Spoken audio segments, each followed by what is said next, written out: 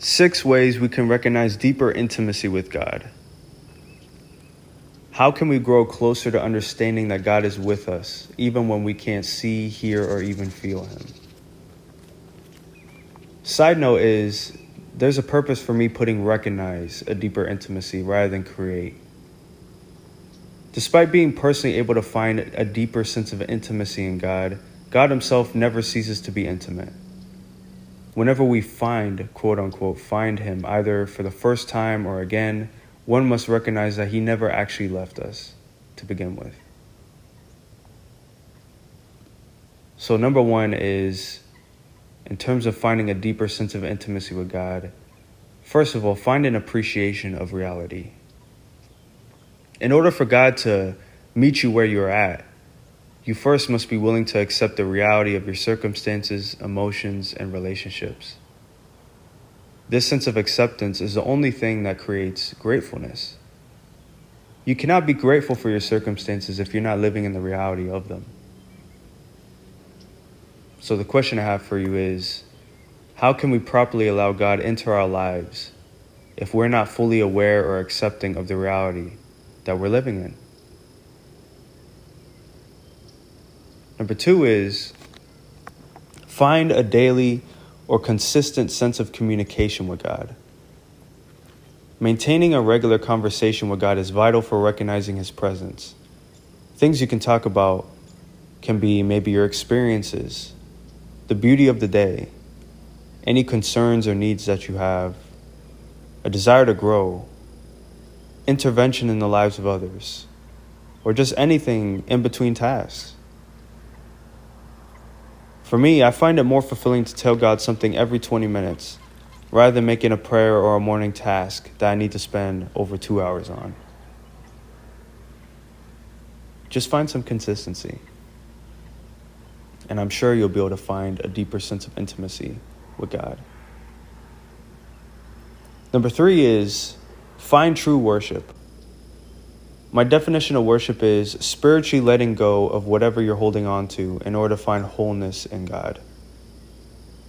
Many may define worship as singing, listening, playing music, but in reality, anyone can do these things with their heart being somewhere completely else, or elsewhere, I should say. These are defined as gateways to worship: music, listening, playing, etc. However, worship can be attained in a variety of ways. Maybe taking a walk, maybe even cooking, maybe even doing a hobby that you really enjoy doing that gives you the sense of presence of God, and you spiritually begin to let go of whatever you're holding on to prior. Essentially, the inverse of worship is worry, because worry takes up the mind as well. What worry of yours is barring you from recognizing a deeper connection to God? Think about that. Number 4 is, find evangelism. Evangelism can be defined as telling others what you know about God in an empowering manner.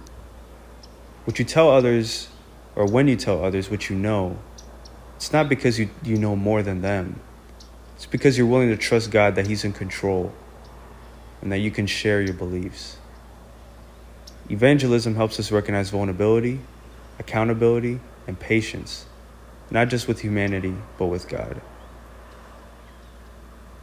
A verse in 1 John states, "No one has seen God, but when we love one another, Christ is in us and His love is made complete in us."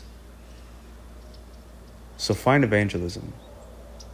Find community. And 5th, find God's word. Many wonder why God doesn't speak audibly to people as much as He did within the biblical canon or within books of the Bible and prophets, but people also fail to realize that the Bible itself wasn't created until much later. And prior, most had scrolls that only temple leaders could know how to read. There was no other way for God to speak to us than audibly. But now, within His word, He has the ability to speak to us anytime and anywhere. The Bible is called the living word, not because of the book itself is alive, but rather it's living because of the people's lives it changes and grows constantly. Finally, in finding deeper intimacy with God, find commonality in God. Fellowship within the Greek is translated from koinonia, which refers to a living, breathing, familial relationship. However, the root word of fellowship with God, or koinonia, is koinonos, which means common. So you can pray, read, be grateful, evangelize, inspire. You can do all the prior things, but have you thought about what you have in common with God first? Not only what do you do for God, what do you have in common with Him?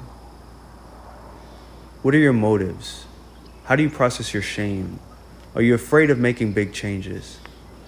As you answer these questions, think about how Jesus would answer them. What's common and what's different? Find that in God.